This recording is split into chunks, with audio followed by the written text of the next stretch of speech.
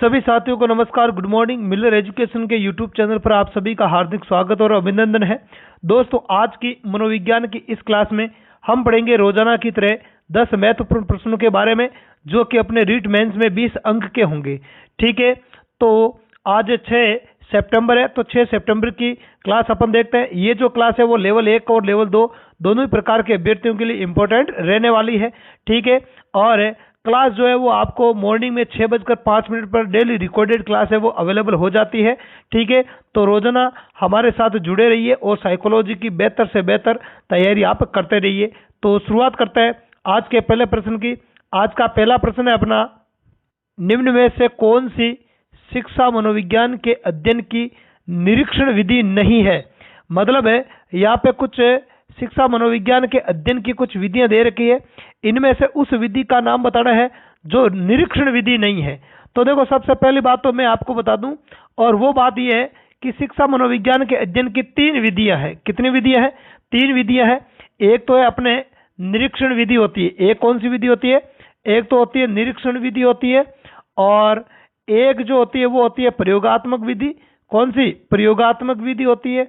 और एक जो होती है वो होती है वस्तुनिष्ठ विधि। कौन सी? वस्तुनिष्ठ विधि। ठीक है, तो ये अपने 3 प्रकार की विधियां होती है। तो इसमें देखना है कि कौन सी विधि वो निरीक्षण विधि के अंतर्गत है, वो नहीं आती है। तो ये अपने को देखना है।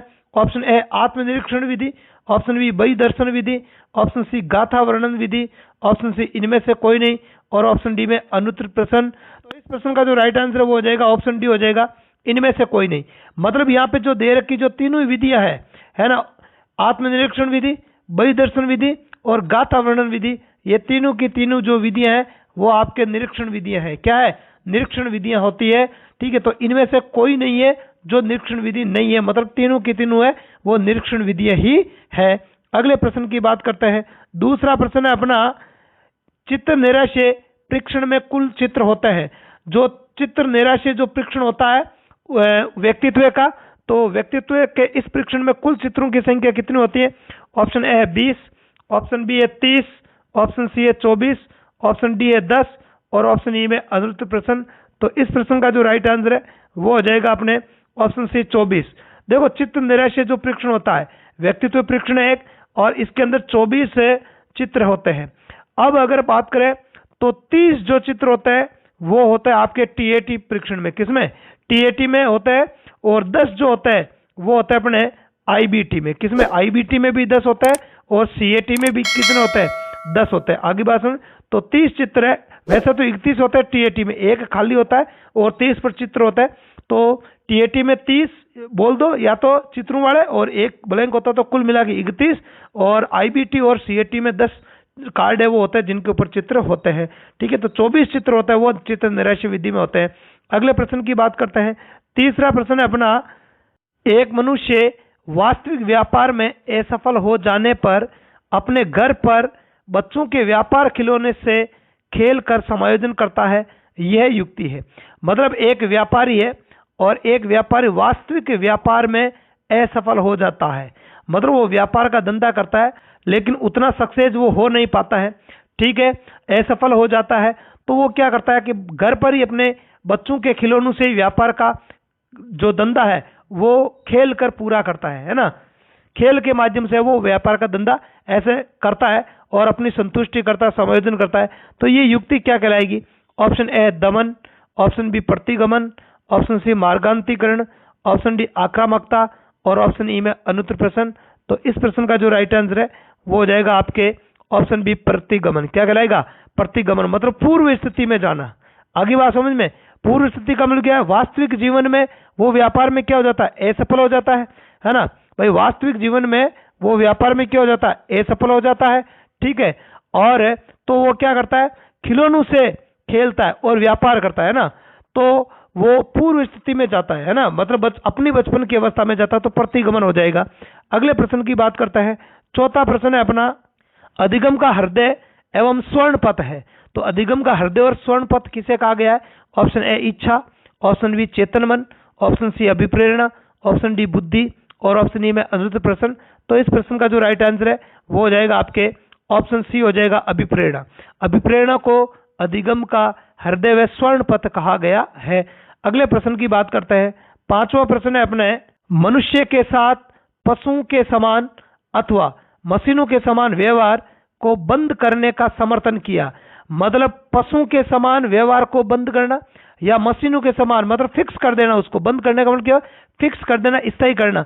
तो इसका समर्थन किसने किया था?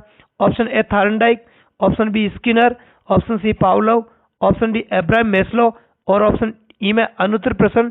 तो इस प्रश्न का जो राइट आंसर है वो हो जाएगा आपके ऑप्शन डी अब्राहम मैस्लो। अगले प्रश्न की बात करते हैं। अगला छठा प्रश्न है अपना, निम्न में से कौन सा कथन सही नहीं है? तो यहाँ पे कुछ कथन दे रखे हैं, उनमें से कौन सा सही नहीं है उसकी पहचान करनी है। ऑप्शन है, जो अध्यापक ये विश्वास करता है कि विकास प्रकृति की वजह से होता है वह अनुभव प्रदान करने को महत्व नहीं देता है। ठीक है। ऑप्शन बी है, प्रारंभिक अनुभव महत्वपूर्ण होता है और अध्यापक का हस्तक्षेप भी महत्वपूर्ण होता है। ऑप्शन सी है, प्रारंभिक जीवन की नकारात्मक घटनाओं के प्रभाव से कोई भी अध्यापक बचाव नहीं कर सकता है।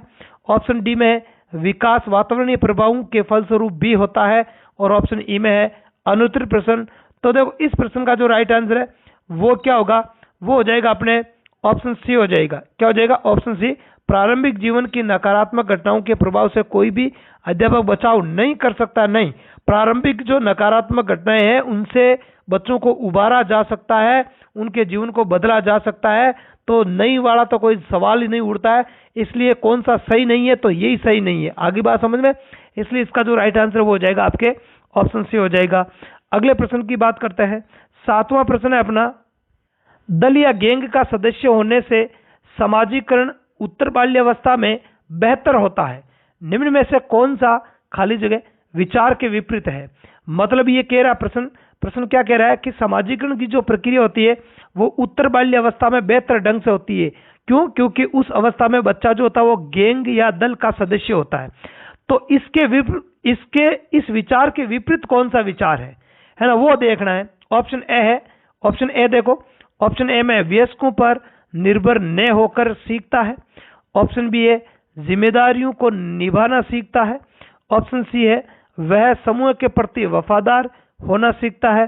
ऑप्शन डी है, छोटी छोटी बातों पर झगड़ा करते हुए अपने गैंग के सदस्यों से लड़ाई मोड़ लेता है। देखो विपरीत बात तो यही हुई, विपरीत तो यही हुई ना, क्योंकि गैंग या दल का जब सदस्य होता तो उसमें सामाजिकरण होता है ना, और उत्तर बाल्यावस्था में ये बेहतर होता क्योंकि गैंग का सदस्य होगा तो वो लड़ाई झगड़े थोड़ी करेगा, है ना। तो इसके विपरीत बात कौन सी? विपरीत तो यही है ना कि विपरीत तो यही बात है ना कि छोटी छोटी बातों पर झगड़ा करते हुए अपने गैंग के सदस्यों से लड़ाई मोड़ लेता है। तो ये तो इस जो विचारधारा है, जो ये बात कही गई है, इसके विरुद्ध है। इसलिए इसका जो राइट आंसर हो जाएगा ऑप्शन डी हो जाएगा। अगले प्रश्न पर बढ़ने से पहले एक सूचना, और सूचना यह है कि आप हमारे YouTube चैनल के अतिरिक्त मिलर एजुकेशन के टेलीग्राम चैनल से भी जुड़ सकते हो। टेलीग्राम चैनल का लिंक है जो वीडियो के डिस्क्रिप्शन बॉक्स में दे रखा है। टेलीग्राम पे जुड़ने का आपको फायदा ये होगा कि वहाँ पर एक निश्चित टाइम टेबल बना हुआ है, एक शेड्यूल बना हुआ है। उस शेड्यूल के तहत आपको हर रोज हर सब्जेक्ट की क्विज मिलता है ना। जैसे 9 बजे क्विज मिलेगा तो वो 9 बजे ही मिलेगा, 7 बजे क्विज मिलता है तो 7 बजे ही मिलता है। ठीक है, हाँ ठीक है, कभी कभार 5-10 मिनट ऊपर नीचे हो जाता है किसी कारणवश। ठीक है, तो क्विज को ज्वाइन करके आप अपनी तैयारी को और ज़्यादा बेटर कर सकते हो। साथ ही साथ यदि आपकी तैयारी है, आपको कॉन्फिडेंस है कि मेरी तैयारी अच्छी है, तो उन क्विज को ज्वाइन करके आप तैयारी चेक कर सकते हो, है ना। अपने कॉन्फिडेंस लेवल को भी जान सकते हो कि वास्तव में मेरा कॉन्फिडेंस सही है या गलत है। ठीक है, क्योंकि कई बार क्या अपन ओवर कॉन्फिडेंस में हो जाता है और उसका अपने को नुकसान भुगतना पड़ता है। तो टेलीग्राम चैनल को ज्वाइन कर लेना ताकि वो क्विज आप अटेंड कर सको। साथ ही साथ ये क्लास अच्छी लगे तो इसे लाइक करके अपने मित्रों में शेयर जरूर करना है, और चैनल पर पहली बार हो तो चैनल को सब्सक्राइब करके बेल आइकन को प्रेस कर लेना ताकि जैसे ही कोई वीडियो अपलोड करूं उसका नोटिफिकेशन आपको तुरंत मिल जाए। अब बढ़ते हैं 8वें प्रश्न की ओर। तो 8वां प्रश्न है अपना, निम्न में से कौन सा कथन विकास के संबंध में सही नहीं है? तो विकास के संबंध में कौन सा कथन सही नहीं है? ऑप्शन ए, विकास प्रतिमानों की कुछ निश्चित विशेषताओं की भविष्यवाणी की जा सकती है। बिल्कुल सही बात है। विकास के जो प्रतिमान होते हैं, जैसे विकास है वो अपने सिर से पैर की ओर होता है, तो इस प्रकार विकास के आधार पर हम किसी भी व्यक्ति की भविष्यवाणी कर सकते हैं। बिल्कुल सही है। विकास का उद्देश्य वंशानुगत संभाव्य क्षमता का विकास करना है। बिल्कुल सही बात है। जो वंशानुगत जो चीजें होती है, जो जीन है, जिन लक्षणों का निर्धारण करता है, तो विकास क्या करता है, उन्हीं क्षमताओं का क्या करता है, विकास करता है। जन्म लेने के बाद बच्चे का वही तो क्षमताएं विकसित होती है जो उसके जेनेटिक्स में होती है। ठीक है, अगला है, तो ये भी सही है। अगला है, विकास के विभिन्न क्षेत्रों में संभाव्य खतरे नहीं होते। नहीं, गलत है, ये कथन गलत है। विकास की हर अवस्था में, क्षेत्र का मतलब कि हर अवस्था, चाहे बाल्य अवस्था हो, चाहे किशोर अवस्था हो, चाहे शैशव अवस्था हो, हर अवस्था के अपने अपने खतरे होते हैं। और ये कह रहा खतरे नहीं होते, तो यही कथन है वो इसका सही नहीं है। डी वाला देख लो, डी वाला है, प्रारंभिक विकास बाद की विकास से अधिक महत्वपूर्ण है। बिल्कुल सही बात है।